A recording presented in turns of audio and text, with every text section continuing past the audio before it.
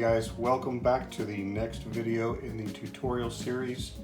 In this step we will be adding the red rings around where the lasers go, and we will be adding the gun port pieces if you did not already do that in the previous step. If you'll remember, back to an earlier video, we talked about how there's an option where you can go ahead and apply these gun port pieces early on, prime them, paint them so that way they're white. If you did that, now would be a good chance to use your black Molotow paint marker and very, very, very carefully color these. If you've painted them white, you'll want to paint the tops of them and the little inside here black so that you match the prop. Otherwise, if you did what I normally do, which is leave them off, they're already black or gray, and we're just going to glue them on and be done with it. First off, we're going to do the red rings. So what I normally do here is get a hobby knife or an X-Acto knife,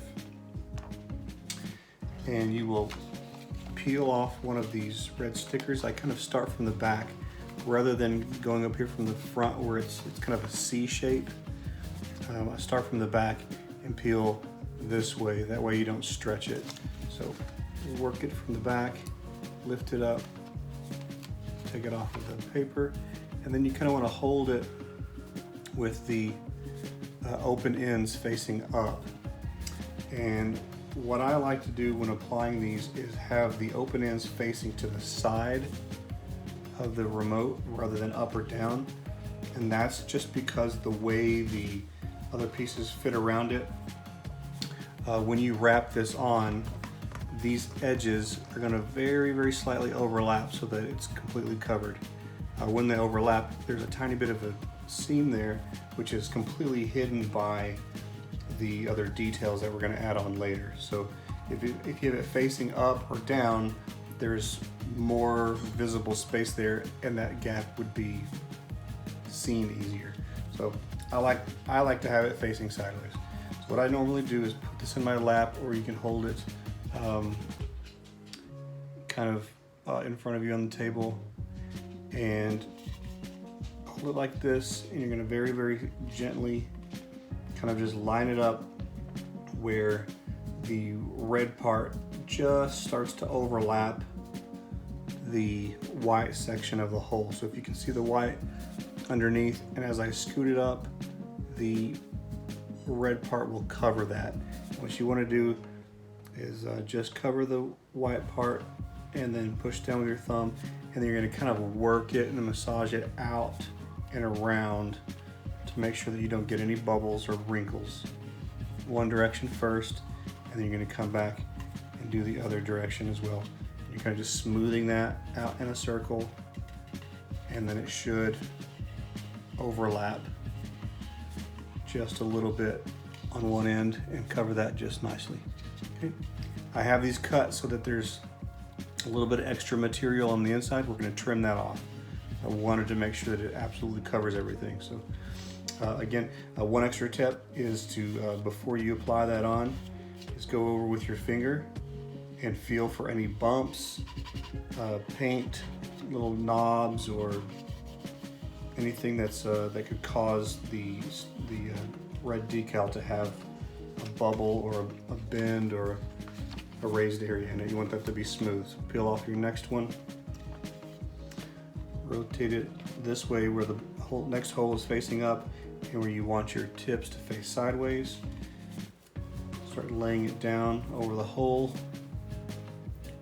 Just overlap where you can no longer see any white. Start to smooth it out with your thumb.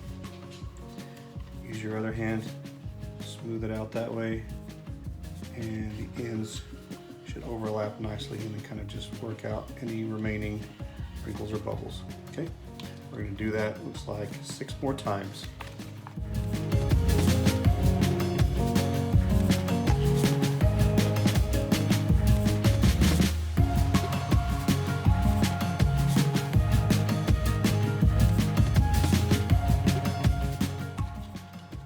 right, so once you've got that done and you've got everything nice and smooth, the next step is to take your hobby knife. We're going to trim off the excess of the red vinyl decal by walling out the interior of this hole. What you want to do is hold it with the hole that you're working on facing down. That way anything that you peel off or that you scrape off falls out of the remote. It's not that big of a deal. If it falls inside of there, you can blow it out, shake it out, work it out. It's just a little bit more cumbersome if any of the vinyl decal gets stuck inside there, because it's adhesive and it may stick on the inside and be kind of a pain to get out. So I like to kind of hold it with the hole facing down, and I just stick my blade in there and I'm going to run it along the outside, and it's going to take off a nice little thin ring of vinyl. And then I want to do that one more time to take off the white paint on the inside lip of the hole. So if you can see here, now that I've taken off the red, I've got a white ring of paint.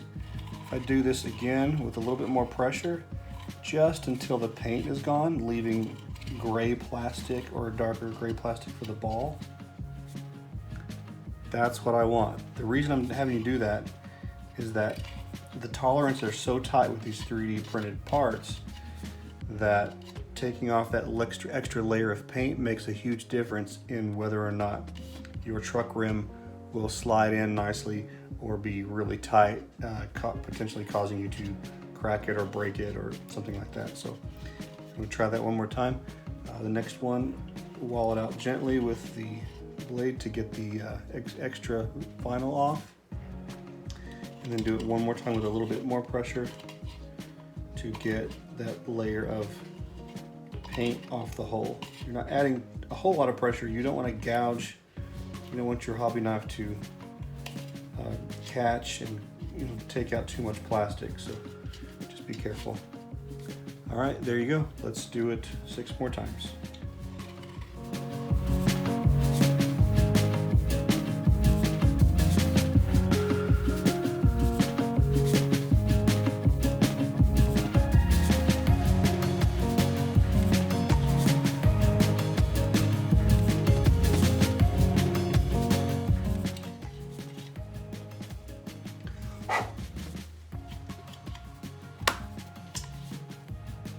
All right, that's done. Time to move on to the next step. All right, now that we've cleaned up our area a little bit, the next step is to take our gun ports, and we are going to take our snips and carefully remove these from the backing card. And we're gonna do the same thing that we've done so far. Give them a quick rub across your mat or your sandpaper to get any burrs from support material off.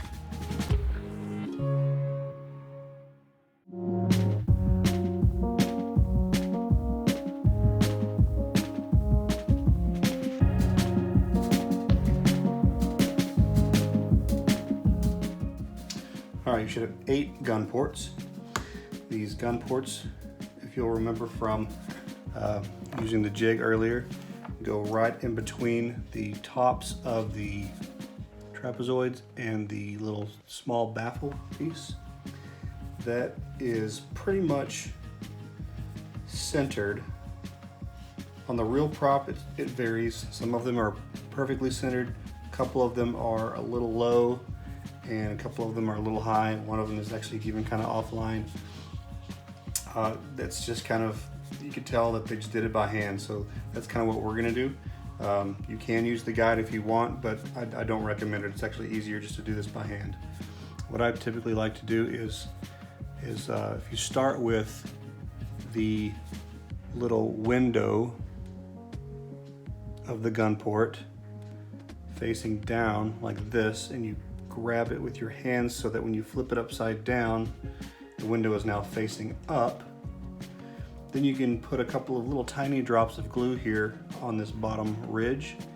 Flip your hand back over and place it dead center where you want it to go without changing hands or risking dropping the little tiny piece. So I like to hold it between my finger and my thumb and then just put like 3 dots evenly spaced along that bottom ring, 1, 2, 3, just to kind of get a little bit of glue on there.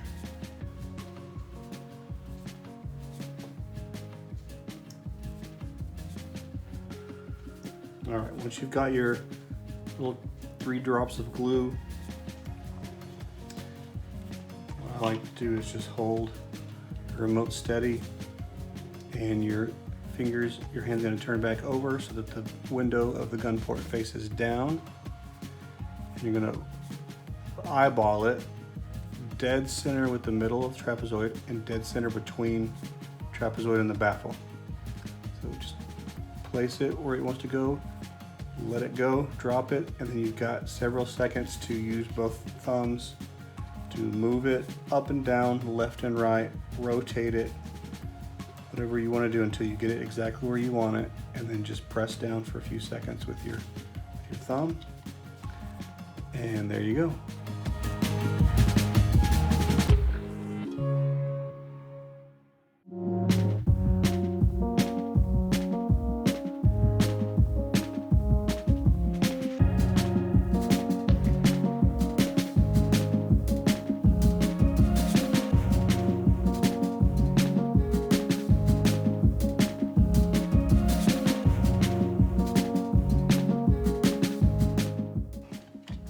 All right, now that we've got all 8 of our gun ports glued in place, the next step is to take your black paint marker or black acrylic paint, if you've got one of those, or if you want to use a Sharpie.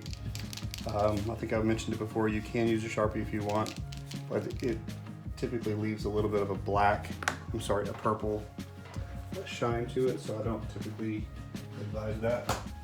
Get one of your paper towels or a shop towel, and we are going to very, very carefully just color in the top face of these tiny little beveled circles here, just like that. And then take your shop towel before it dries, fold it around your finger and blot it and kind of twist a little bit to take off a little bit of that paint. What you're looking for is a little bit of a weathered look with some of the paint removed.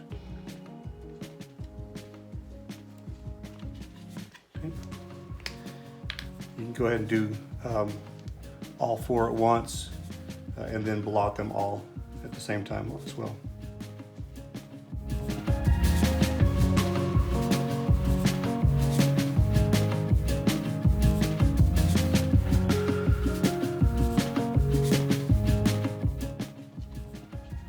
And we'll do the same thing for the other 4 on the bottom. As you're doing this, just be very careful of what you've put, where you've put paint, and make sure that you don't accidentally touch your remote in a different area and get paint on it, or bump it and draw all over it. So just be careful.